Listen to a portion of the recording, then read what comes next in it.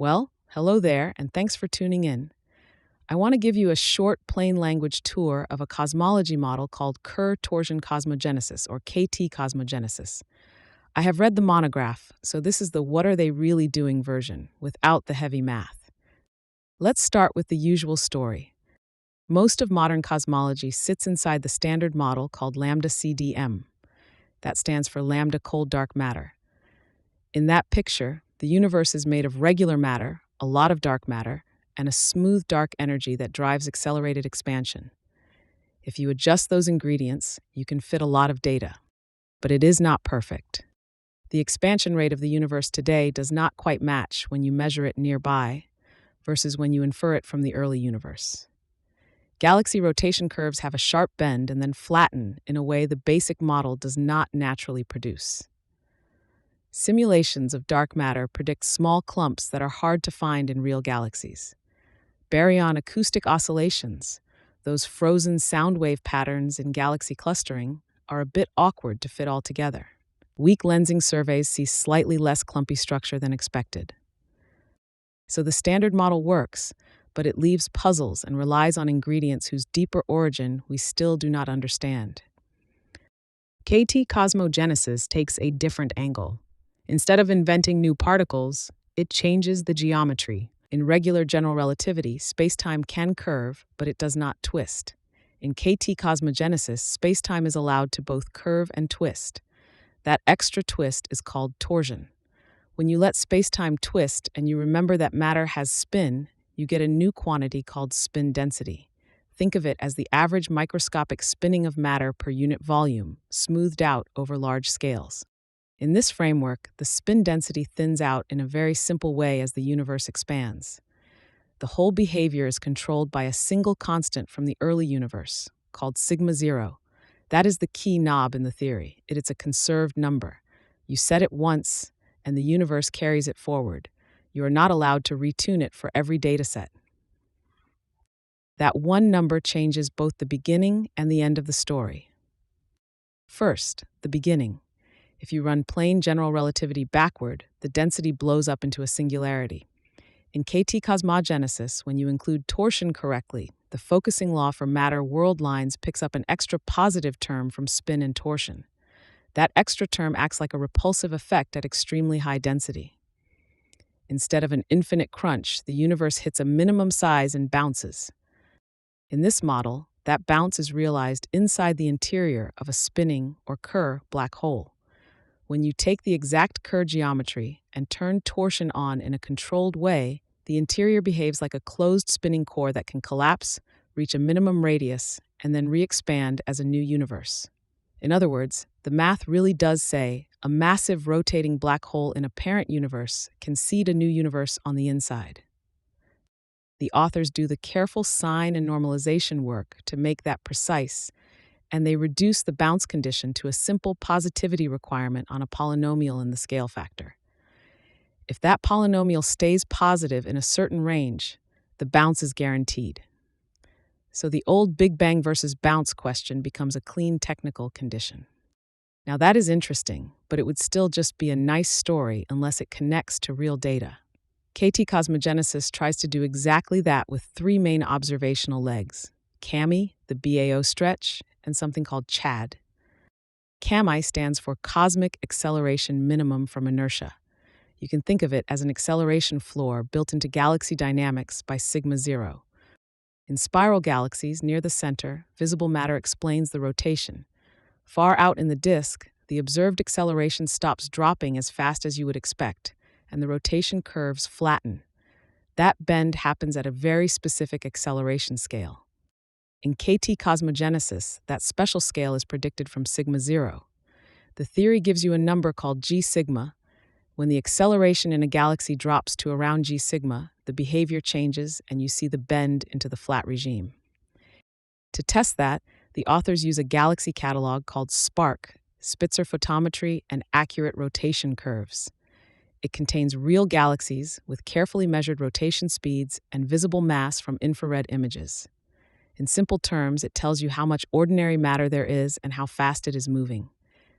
From SPARC, They define a concrete way to estimate the CAMI scale by fitting the bend in the relation between observed acceleration and the acceleration predicted from visible matter.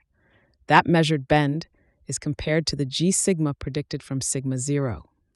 The second leg is the BAO stretch with a factor called kappa.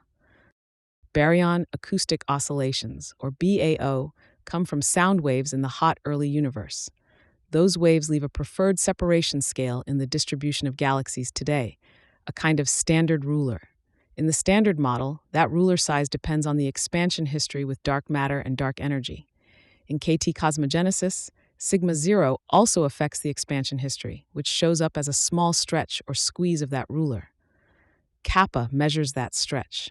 Here is the key point. The same sigma 0 that sets g sigma for CAMI also sets kappa for the BAO ruler. There is no extra tuning for large-scale structure. To test kappa, they use galaxy surveys such as DESI, the Dark Energy Spectroscopic Instrument, which maps millions of galaxies and quasars.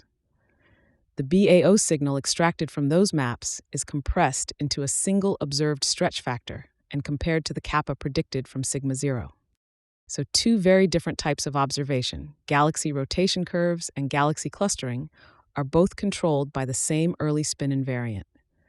To our knowledge, this is the first time a single conserved quantity from a torsion-rich early phase has been used to link the galaxy acceleration floor and the BAO ruler without new knobs in between. The third leg is CHAD, cosmic homogenization via anisotropic decay. When you include torsion in the equations for shear, which describe directional stretching of the universe, you get an extra damping term. It is small positive and again set by sigma 0. It tells you that certain directional distortions decay over time. This matters for isotropy, the near uniformity of the universe. Many bounce models struggle here. During contraction, tiny directional differences tend to grow, and you end up with a very anisotropic universe after the bounce. That does not match the smooth sky we observe. In KT cosmogenesis, the same spin torsion structure that produces the bounce also feeds CAD. That damping helps keep directional distortions under control before and after the bounce, supporting a smooth, nearly isotropic universe without having to bolt on a separate inflationary phase as a patch. The signatures of CHAD show up in things like the polarization of the cosmic microwave background and in weak lensing shear patterns. The program defines a damping rate called gamma that can be estimated from those data and then checked against the value implied by the same sigma 0 fixed by CAMI and the BAO.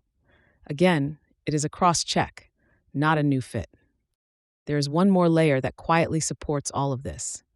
The same group has worked on two famous systems of equations in mathematical physics, the Navier-Stokes equations, which govern the flow of fluids, and Yang-Mills theory, which describes certain fundamental forces.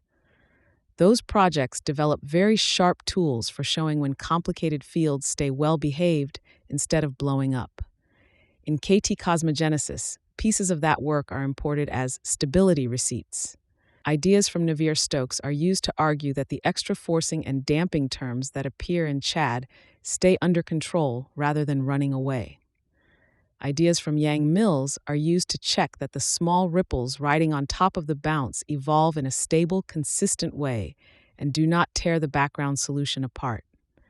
The point is not to decorate the model with big names, but to show that the same level of care that went into those proofs is being used to support the stability claims here.